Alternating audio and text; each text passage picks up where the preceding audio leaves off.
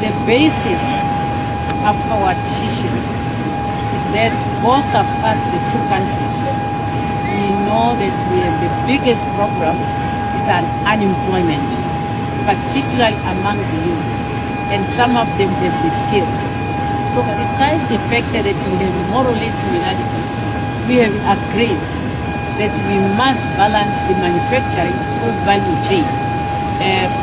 President Ramaphosa even gave an example of the Boeing. He said we don't know how many countries are part of the Boeing, because you have here, some they do the tail, some they do the wing, some they do the engine, some they do one. And we say as countries with a common history, with an economy which is interlinked, we must make sure that we have balanced development, whereby now the value chain through value addition will be that we have advanced to do. And that's why we say the South African business people, they should come and invest in the manufacturing in the Namibian economy. The Namibian business people, they could also go and invest in the South African economy. The main idea is to have a balanced shared prosperity. That is really the underlying report for the outcome of this binational commission. And finally, they also decided to use the digital system, which is also used by the SADC Secretariat to monitor the implementation of our decision we have taken. And the ministers of foreign affairs, who are the head or minister of international relations, are the ones now they're given a possibility to make it a priority to bring that system, so that as governments will be able to follow the monitoring. Yes, there are deadlines. I know one of the issues we discussed is the issue of goldfish bay, the issue of Orange River boundary.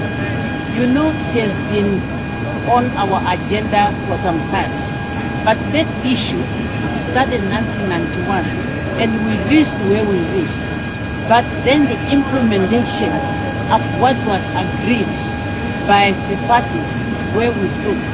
Now, we had asked at the last binational commission in 2023, the matter was referred to the ministers of foreign affairs or international relations and minister of justice. They met in Swakopmund, but they did not really come to a solution. Instead, they pushed it to the heads of state. So we then decided that is now President Ramaphosa and myself that we have to take it up, and we agree that we will have a dedicated meeting for two of us just on that matter by the first quarter of 2027. And then we'll see how far we can go with it. Then thank you so much, Excellency, and once again, welcome home.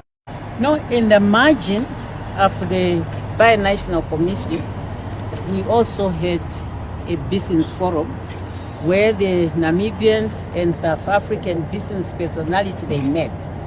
And what is more encouraging now, the Namibian Chamber of Commerce and Industry and the South African Chamber of Commerce and Industry, they have signed an agreement and they have set up South Africa Namibia Business Council. And all this, they are meant because they all agree that they have to be part of the government priorities. And as you know, in Namibia, we also value the role the private sector can play in the Namibian economy.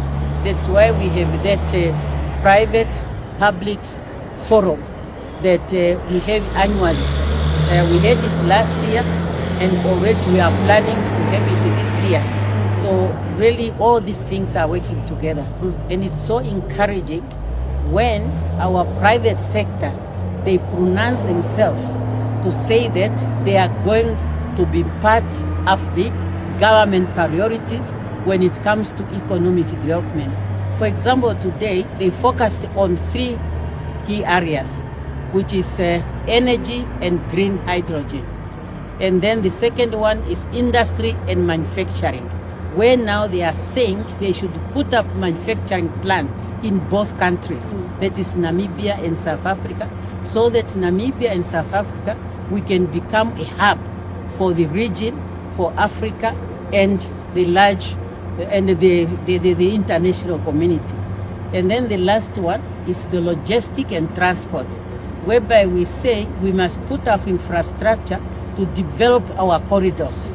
The Trans-Kalahari corridor, the Trans-Caprivi corridor, the Trans-Kunene corridor, and the Trans-Orange corridor.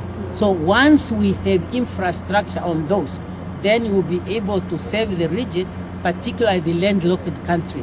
And then our people will benefit from the Africa Continental Free Trade Area. So what we want really is to increase our production, our finished product, so that we can benefit from the Africa Continental Free Trade Area.